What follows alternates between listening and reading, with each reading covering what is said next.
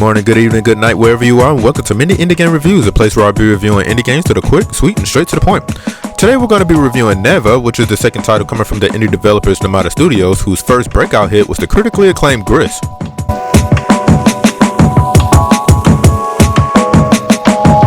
We did a review on that title, and I will provide links in the description so you can check out and see what we had to say about it.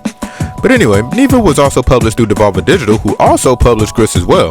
But these familiar entities aren't the only ones making their return. I'll speak more about that later. But anyway, as always, I will be rocking out with the PlayStation version, so let's get into it.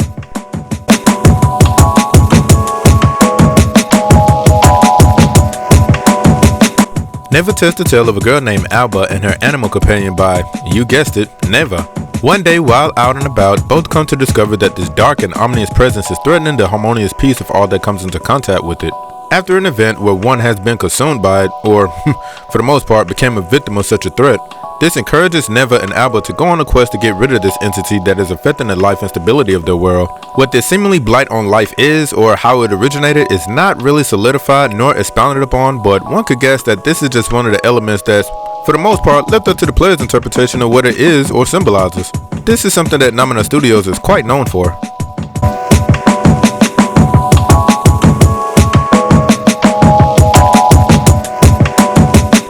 Just like their previous game Gris, Nomada Studios made their triumphant return in Neva, somewhat solidifying their authentic and unique style within the two-dimensional visuals. I believe that they mastered the art of conveying emotions effectively with their utilization of colors, character designs, and how creatures move with their simple gestures. To put it simply, if Gris was a beautiful skeleton that took pride in its minimalistic but impactful art direction, Neva would be considered that layer of skin that wraps around it, delivering more detail and expression, only enhancing the fundamentals that was established within Gris. In other words, Nomada Studios have really stepped their game up. The main character, or should I say characters, look unique and stylish. Neva, who is this seemingly wolf with antlers, look like a creature that is mythical. The majestic and robust environments are all unique, like pieces of fine art in motion with animals big and small roaming about in the background, concepts being depicted, along with the continuous transformation of nature and its prospects. Speaking of environments, Neva census is setting around the 4 seasons, winter, spring, summer, and fall. Each of these seasons, or rather chapters that this game is composed of, depict these stages as tools of setting the tone, progressing the story forward, and serves as a catalyst to develop the main characters as they mature along their journey. But what is a good story without a good antagonist? Again, to compare Neva to Gris has some moments in it that was scary, but it quickly resulted in something that was adventurous and still PG. But here in Neva, the monstrosities that you come across look so disturbing and unsettling. They start off looking like that character off that Studio Ghibli film that I saw one time, but then they become ever so horrifying the further you get into the story. There was a level I can honestly say felt like I went straight to hell. There were also moments that were just like in Gris, where the camera would draw back to show the player how small they are and also to navigate amongst this huge terrain, mostly featured in certain sequences. The cutscenes here are also the best.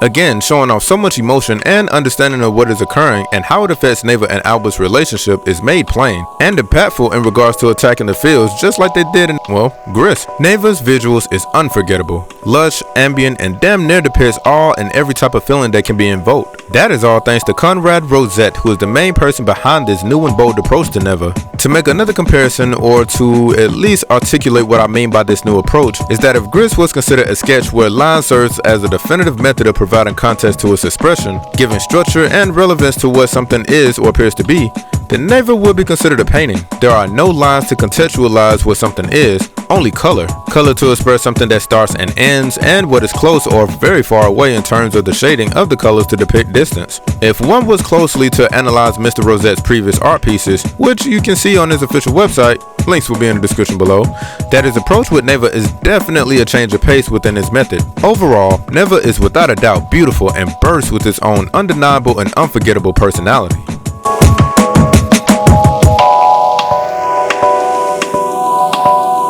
Neva, just like Gris, is a single-player side-scrolling puzzle platformer. Here, the player has the ability to move left or right, jump, and dash forward in the air, which can serve as a double jump of sorts. What is introduced in Neva is something that Nomada Studios is not getting their feet wet in, and that is combat. With the addition of a sword, Alba now has a way to defend herself against the monstrosities that you will face. For offensive measures, she can slash with an up to 3-hit combo, and when airborne, she can come down with an attack that punishes whoever is underneath her like a falling guillotine. For defensive measures, you have the ability to dodge roll and don't get hit. Located at the bottom of the screen, you will notice these star-looking symbols, which serves as how many times you can get hit before starting over at a checkpoint, giving the player up to 3 times to be hit. Now, you can recover your health and replenish these symbols by landing hits on your enemies, walking past these fountains, and have a Neva do it with this howling that usually occurs after a sequence has occurred. These sequences that I'm talking about consist of solving a puzzle, chase sequences, and of course combat segments facing off a gauntlet of enemies or a boss battle. During the gameplay, one of the things that we found and was quite fond of was the evolution of your companion Neva. Initially, at the beginning of your journey, Neva is nothing more than what one can be considered as a cub or the equivalent of a child, so to speak, like running off, getting into trouble only to be rescued, and in need of some attention. With the growing maturation, Neva becomes more useful to Alba by helping out in combat, like attacking alone or in Alba's string of attacks, holding opponents, transportation, assisting in puzzles, and lighting your way in dark areas. Speaking of the puzzles, you are presented with this monolith with 2 or more black empty nodes which needs to be filled to unlock a pathway, or another puzzle to go to the next stage of the game. In order to do this, Alba will have to journey back and forth through different sectors in order to do so. How you know that you're getting far and that you're unlocking these nodes, coming across these flowers after meeting requirements will emit this light that will make the empty spaces in the monolith glow. And with that, you can proceed on with your journey. But overall, Neva's gameplay is easy to understand and accessible. The puzzles really aren't that difficult to solve, but one was a bit challenging to me. This pretty much led me to wanting to tell people about some of the tips that will be very helpful within solving these puzzles. There are some factors that you have to take into consideration. Some factors when facing these challenges requires one to understand timing, combining the abilities of Alba and Neva, and the limitations on how far Alba can move. Once the player has a grasp on these considerations, things will become a cakewalk. Also, the action and spectacle of combat may not be so sophisticated and deep like a Metroidvania, but considering the type of game this is and the narrative, it really doesn't have to be. So in conclusion, we really love playing Neva.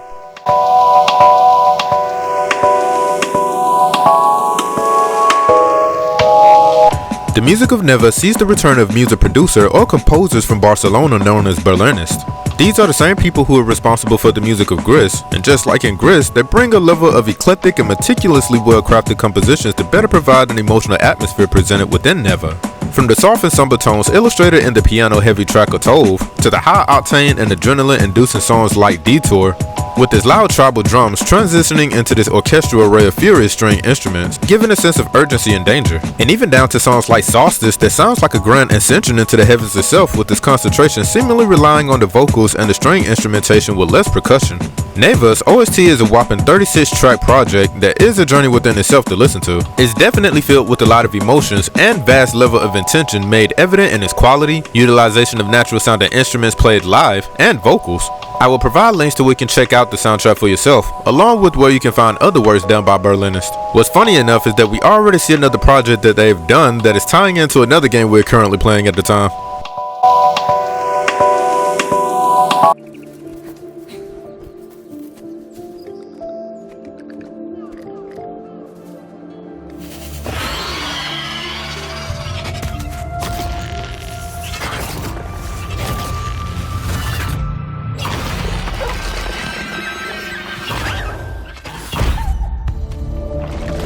Neva's sound design is on point and provides a compelling quality to better flesh out the visuals, from the peacefulness of the forest with all of its wildlife,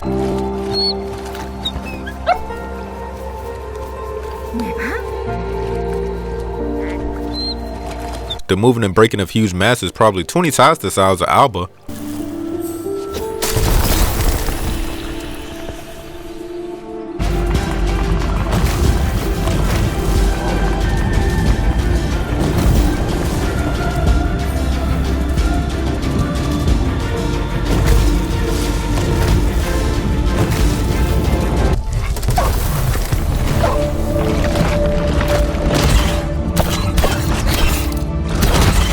and even to the ferociousness and terrifying screams of those monsters that will make anybody cower in fear.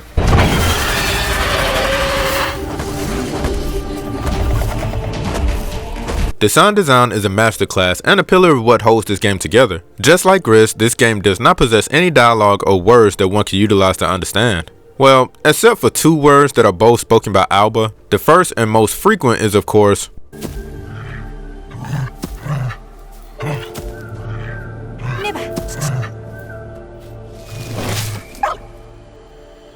with the second being something that you have to play this game and finish it to find out. But overall, Neva sounds awesome.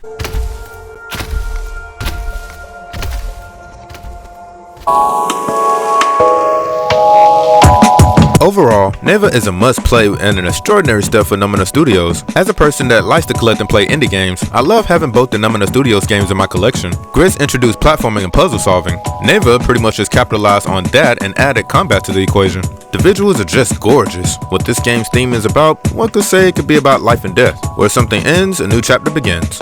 As far as the gameplay, it's simple and yet works so well. The time that it took for me to complete a full playthrough was about 4 to 5 hours, and in that time frame, the player would not be disappointed. If you love Gris, you would definitely be in for a treat with Neva. I'm curious to see what their next game is going to be. But anyway, Neva is now available for Steam for Mac and PC, PlayStation 4 and 5, Xbox Series S and X, and Nintendo Switch for like $20. And until next time, be safe out there, and peace y'all. And don't forget to like and subscribe, hit up that notification bell, and I gotta go.